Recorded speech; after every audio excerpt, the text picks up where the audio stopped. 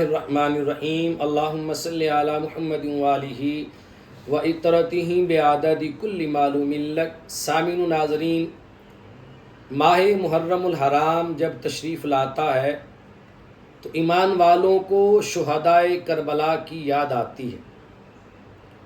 شہدائے کربلا ایسی ہستیاں ہیں اور ایسے نفوس قدسیہ ہیں جو اللہ تبارک و تعالیٰ کی بارگاہ میں محبوبین میں شامل ہیں، جو تاجدار کائنات صلی اللہ علیہ وآلہ وسلم کے محبوب ہیں۔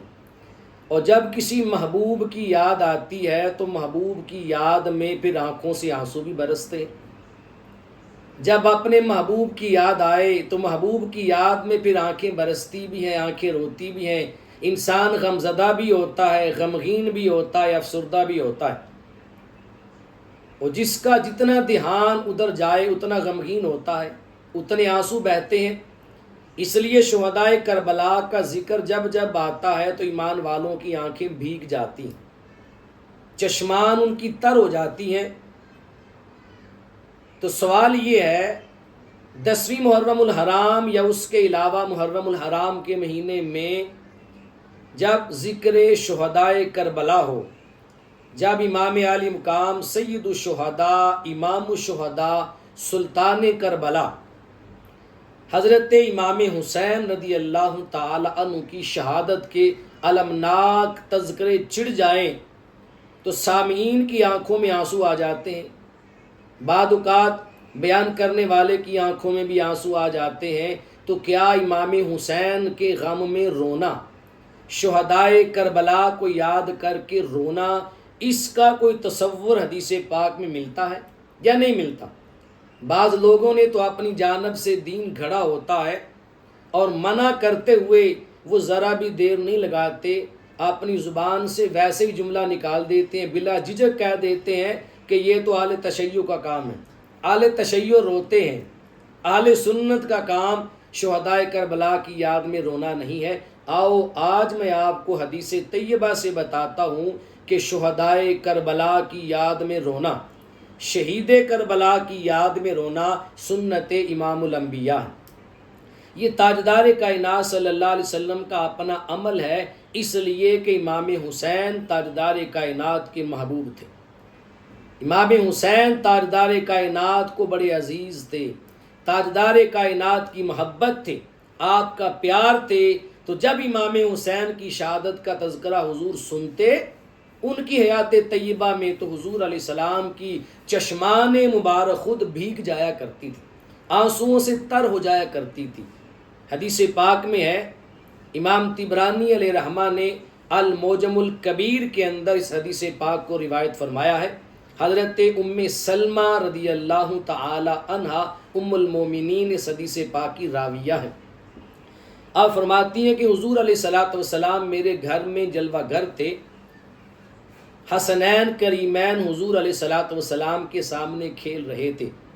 کان الحسن والحسین یلعبانی بین یدی النبی صلی اللہ علیہ وآلہ وسلم فی بیتی فنزل جبرائیل علیہ السلام۔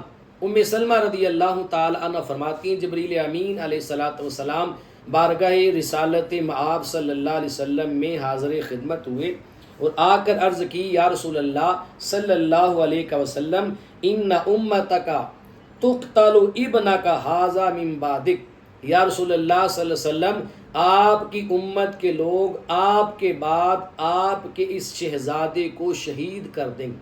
تقتل ابنک ھذا من بعدی، آپ کے بعد آپ کے اس بیٹے کو، امام حسین علیہ السلام کی جانب اشارہ کرتے ہوئے فرمایا، آپ کے اس بیٹے کو آپ کے امتی آپ کے بعد شہید کر دیں گے۔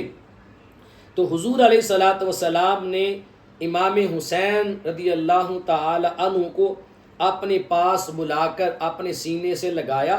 حدیث کے الفاظ، فبقا رسول اللہ صلی اللہ علیہ وآلہ وسلم، حضور علیہ السلام روئے، تاجدار کائنات صلی اللہ علیہ وسلم کی چشمان مبارک سے آنسو نکلے، آنکھیں بھیگ گئی، پلکیں بھیگ گئی جب حضور علیہ السلام نے امام حسین کی شہادت کا تذکرہ سنا۔ امام حسین کی شہادت کو بیان کرنے والے جبریل امین ہیں، اور سننے والے تاجدار کائنات ہیں۔ اس سے پتہ چلتا ہے کہ امام حسین کی شہادت کا تذکرہ کرنا سنت جبریل امین علیہ السلام بھی ہے۔ پھر حضور نے آگے بیان فرمایا امام حسین کی شہادت کا تذکرہ کرنا سنت امام الانبیاء بھی ہے۔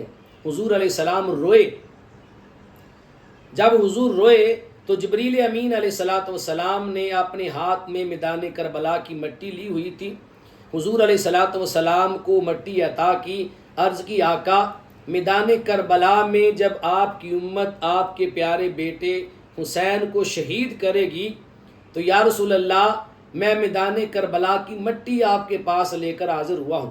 تاجدار کائنات صلی اللہ علیہ وسلم نے وہ مٹی جبریل امین علیہ السلام سے لے لی، بعد میں ام سلمہ رضی اللہ تعالی عنہا کو عطا فرمائی اور فرمایا ام سلمہ یہ مٹی اپنے پاس رکھ لو، جس دن یہ مٹی خون کے اندر تبدیل ہو جائے سمجھ لینا میرا شہزادہ حسین شہید ہو گیا۔ ام سلمہ رضی اللہ تعالی عنہا نے وہ مٹی سنبھال کے رکھ لی اور ہر روز اس مٹی کو دیکھا کرتی تھی۔ پھر حدیث پاک میں آتا ہے، اس حدیث پاک کو امام ترمذی نے جامع ترمذی کے اندر روایت کیا ہے اور امام طبرانی نے المعجم الکبیر کے اندر روایت فرمایا ہے۔ اور یہ حدیث پاک جو ہے حضور علیہ السلام ام سلمہ رضی اللہ تعالی عنہ کے خواب میں بھی آئے اور حضرت عبداللہ ابن عباس رضی اللہ تعالی عنہ کے خواب کے اندر بھی تشریف لائے۔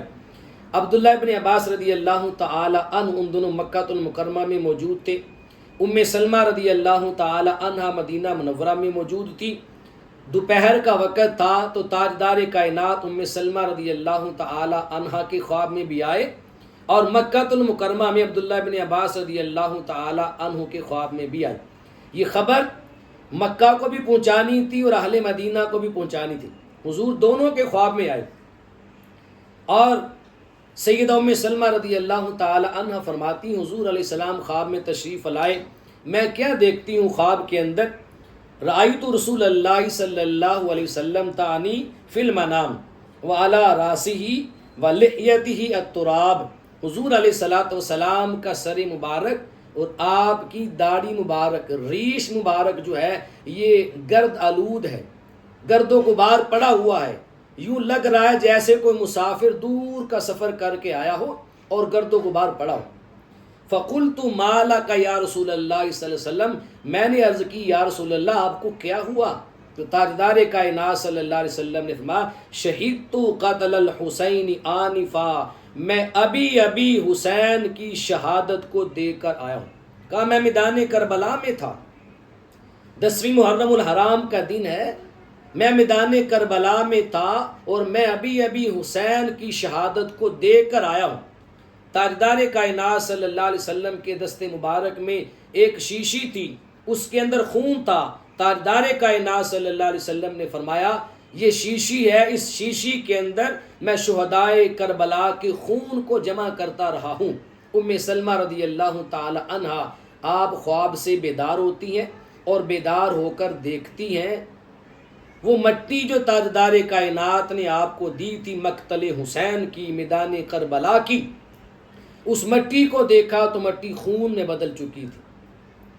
اور تاجدار کائنات صلی اللہ علیہ وسلم جب عبداللہ ابن عباس رضی اللہ تعالی عنہ کی خواب کے اندر آئے وہ بھی ماجرا ایسے ہی بیان فرمایا، آقا افسردہ تھے، غمزدہ تھے، غمگین تھے، تو آپ نے دیکھا غم حسین کے اندر غمگین ہونا بھی سنت مصطفیٰ ہے، غم حسین میں افسردہ ہونا سنت مصطفیٰ ہے، غم حسین میں پریشان ہونا سنت مصطفیٰ ہے، اور غم حسین میں رونا بھی سنت مصطفیٰ ہے۔